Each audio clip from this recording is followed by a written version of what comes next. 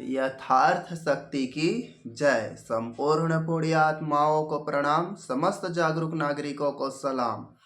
यथार्थ अंतरवाणी सदमार्गदर्शन में आप सभी मासूम मित्रों का आत्मिक स्वागत है। प्रिय मासूम मित्रों, भगवान शिव के बारे में पार्ट 1 देखे हैं। अगर हम पार्ट 2 में अगर पूरा डिटेल से जानकारी डालें तो यह वीडियो कई दिनों तक से चलने वाला है। इसका शैव धर्म और शैव इतिहास बहुत ही लंबा, जटिल और ऐतिहासिक है। तो हम यहाँ पर जितना जागरूकता के और जानकारी का, वास्तविकता का, प्रामाणिकता का जितने भी संक्षिप्त चीज़ है उन चीज़ों को सटीक रूप से 8-10 मिनट में समझ जाते हैं। इतना सरल और इतना आसान दुनिया में कहीं पर सुनने को और जानने को नहीं मिलेगा।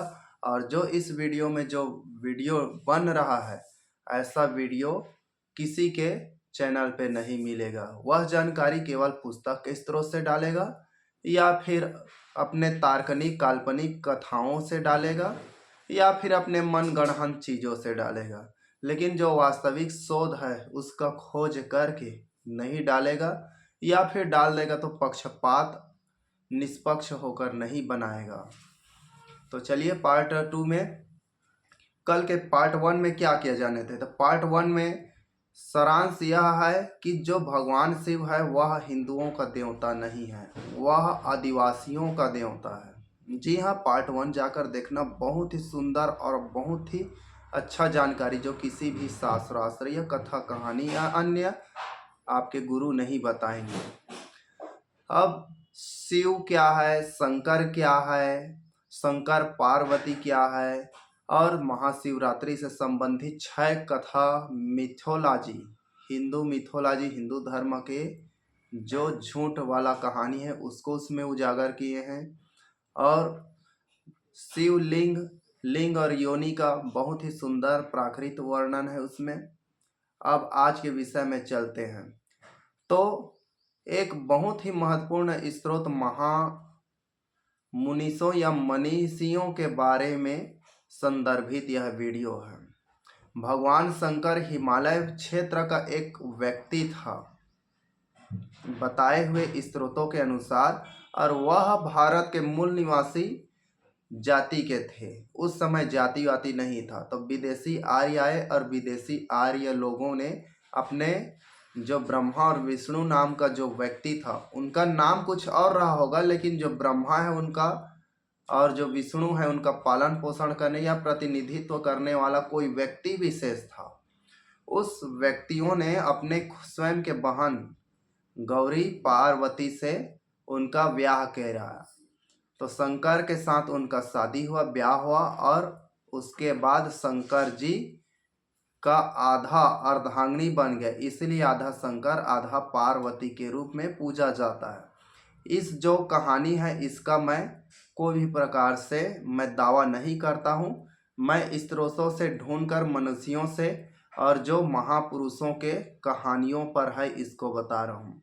तो यह क्या था, भारत के मूल निवासी और पार्वती विदेशी औरत थी, और विदेशी औरत से जो बच्चा हुआ गणेश जी, वह क्या हुआ, सिंहासन पर आरूढ़ हुआ। और जितना मूल निवासियों में जितना अधिकार राजा का होता है उतना अधिकारी स्त्रियों का होता है। यही प्रतीक है अर्धनारेश्वर। यहाँ मातृसत्तात्मक चलता था भारत देश में। यह गोंडवाना लैंड था तब जब विदेशों से विदेशी ब्राह्मण ठाकुर वैश्य इस देश में आए, तब से यह पितृसत्तात्मक चला गया। एक और कथा कहानी है जिसके आधार पर शैव धर्म बहुत ही ज़्यादा पुराना नहीं है। यह पौराणिकों कालों से चालू हुआ है। पौराणिक काल जिसे मत्स्य पुराण में भगवान शिव के बारे में पहली बार उसका वर्णन उनके सूत्रों पर मिलता है। इससे पहले हम जाएं तो भगवान शिव का वर्णन ऋग्वेद में वर्णन मिलता है, वो भी भगवान शंकर के नाम से नहीं मिलता, शंकर जी को रुद्र के नाम से मिलता है। बाद में यही कहानी वैदिक और पौराणिक, वेद और पुराण को मिलाकर साझा करके नया कल्पित कहानियां बनाया गया है। और आपको यकीन नहीं होगा, राजा रवि वर्मन 1895, 1895 से हो गया आज 2025, 26वां लग गया है। तो मात्र 130 साल हुआ है कि शंकर जी का रूप कैसा होना चाहिए। आज जो हम पूजा करते हैं ना, वह शंकर जी काल्पनिक है। अब जैसे कि आज मेरा यह तस्वीर है, यह कई कितने दिनों या कितने समय से मेरा तस्वीर अच्छा अच्छा उकेरते जाएगा। ये गाल जो मंत्र जाप कर करके पिचक गया है ना, ये ऐसे करके फुला दिया जाएगा और गोल अंडाकार सुंदर दिखेंगे। ये आंख धंस गए, आंखें काला पड़ गया है, इसको सुंदर धीरे धीरे सुधारते सुधारते जो तस्वीर बनेगा ना, वह मेरा नहीं रहेगा। उसी प्रकार जो शिव जी का तस्वीर आप गूगल या मोबाइल किसी भी में सर्च करो, तो राजा रवि वर्मन का चित्र, उस समय सभ्य और अच्छे लोग फोटो तस्वीर नहीं बनवाते थे, तो इसीलिए देवी देवताओं के देखना स्तन बहुत बहुत बड़ा रहता है और जो कूला जांग है वो बहुत बड़ा रहता है। ज्यादा पालिश वालिश साज सज्जा किया रहता है। कौन? उस समय के वेश्याएं। तो वेश्याएं लोगों को बैठाकर तस्वीर बनाया करते थे। इसीलिए आप देखना जो जितने भी देवी देवी हैं, वो सब वैसे ही अधिकतर दिखते हैं, यानी देवी कम और हीरोइन ज़्यादा लगते हैं।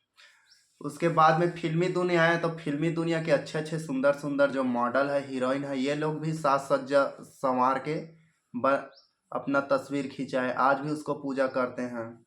कई लोग देवी देवताओं, नाटकों, कहानियों में अभिनय किए, वह चित्र में या फोटो खिंचाए, उसके बाद उसका भी पूजा वूजा करते हैं।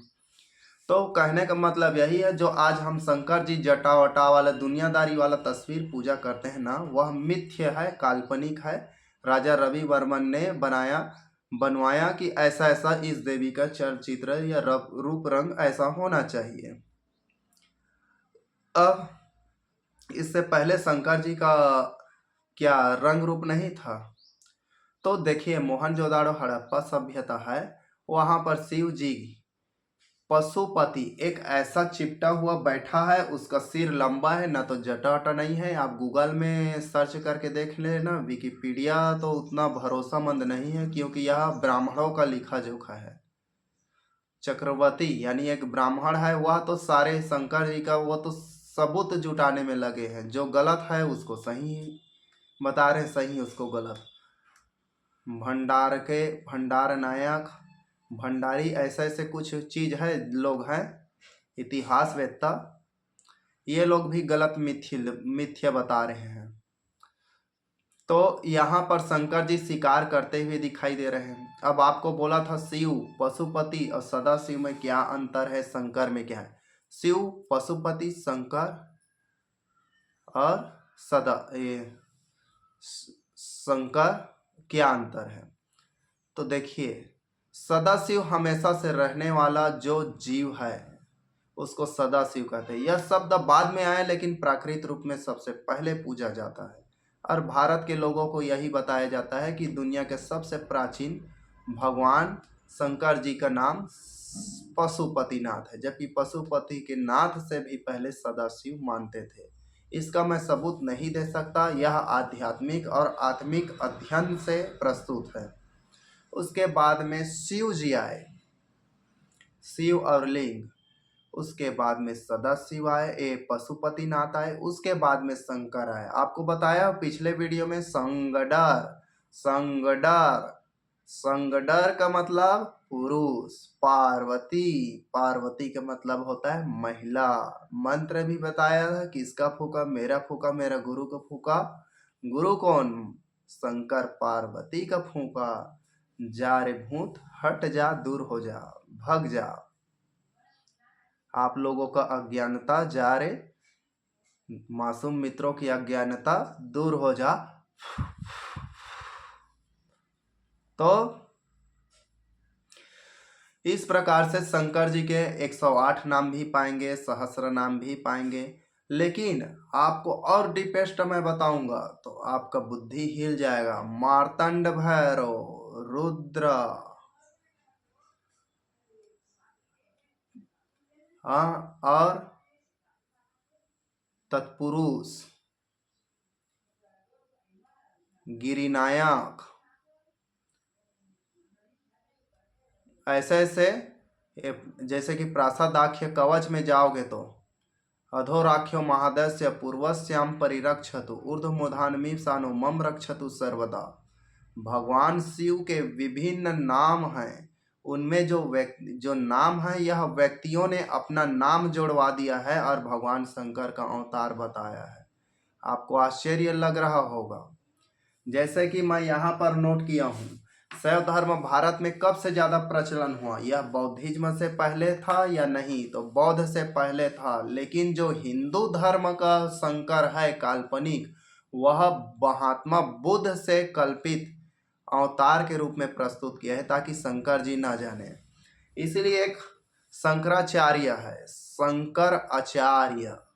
तो शंकर आचार्य 4 साल के बच्चे में बहुत विद्वान था, ऐसा सुनने को मिला है। और वह बौद्धिज्म मंदिरों, लगभग 10,000 बौद्ध मंदिरों को तोड़कर भगवान शंकर का स्थान कराया।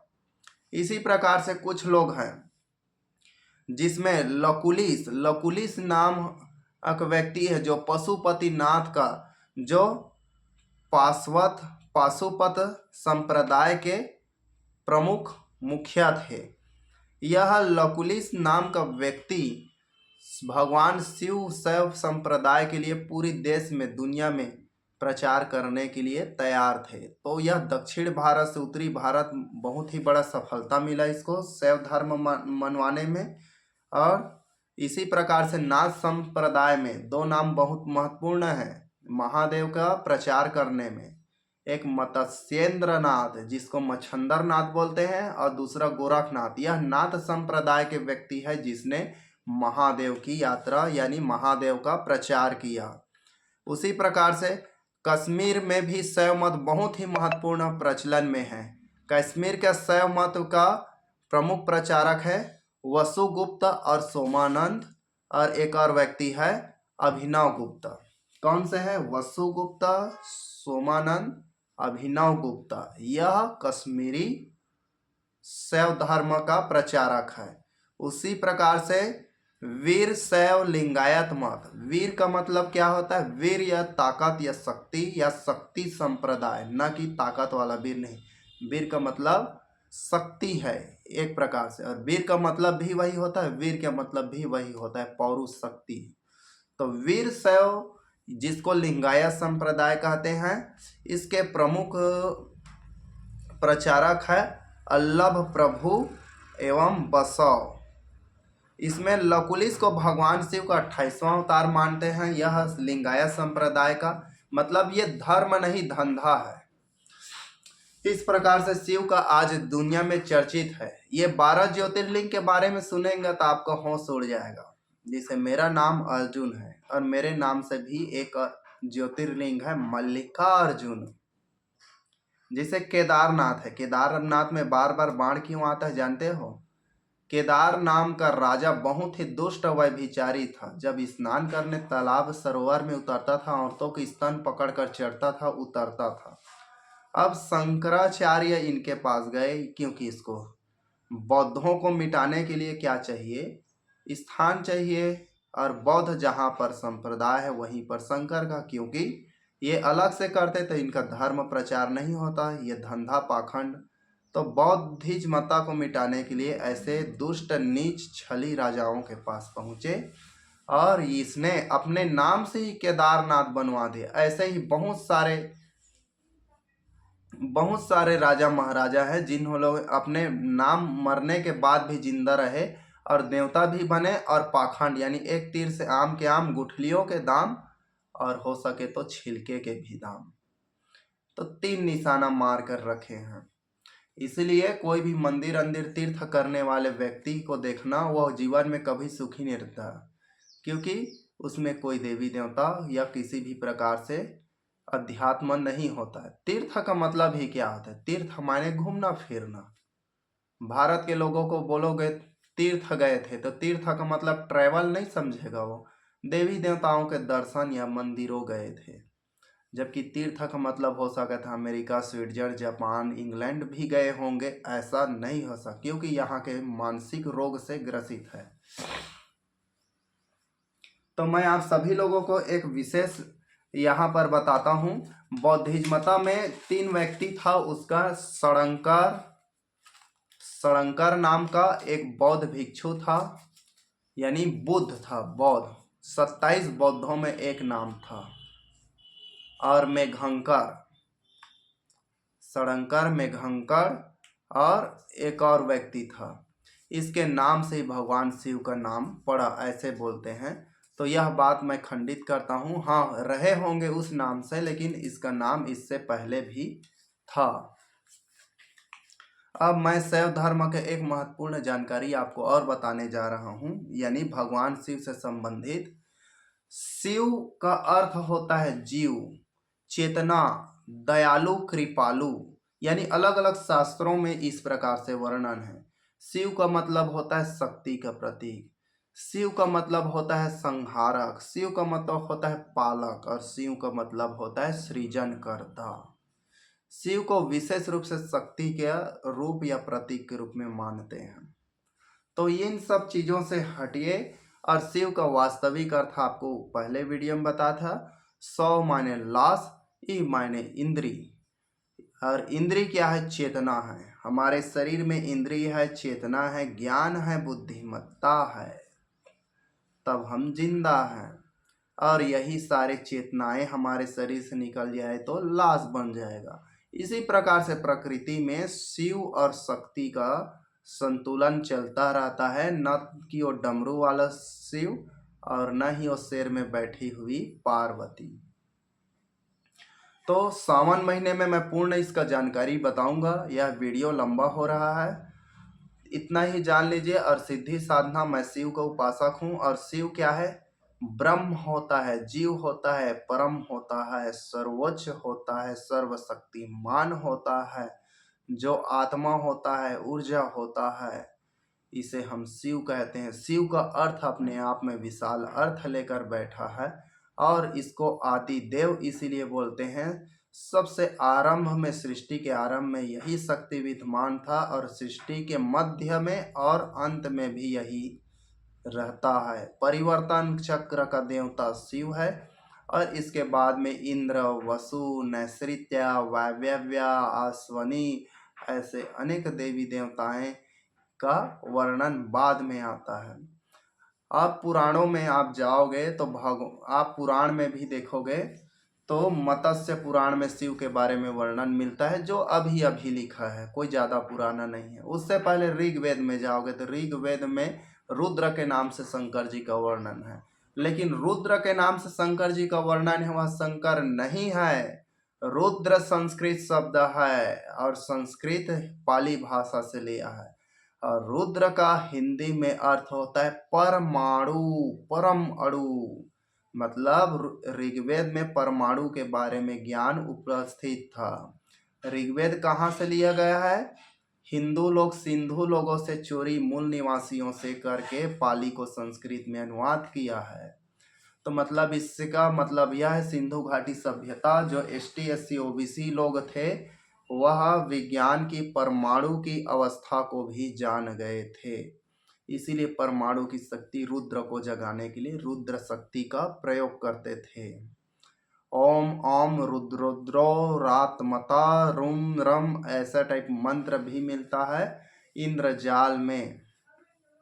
किसी भी मंत्र में इसीलिए रम शब्द डाल देते, जैसे हम है या ह्लीम है, तो ह्रीलीम ह्रीलीम ह्रीलीम, क्लीम है तो उसमें र डाल दीजिए, क्रिलीम क्रिलीम क्रिलीम क्रिलीम।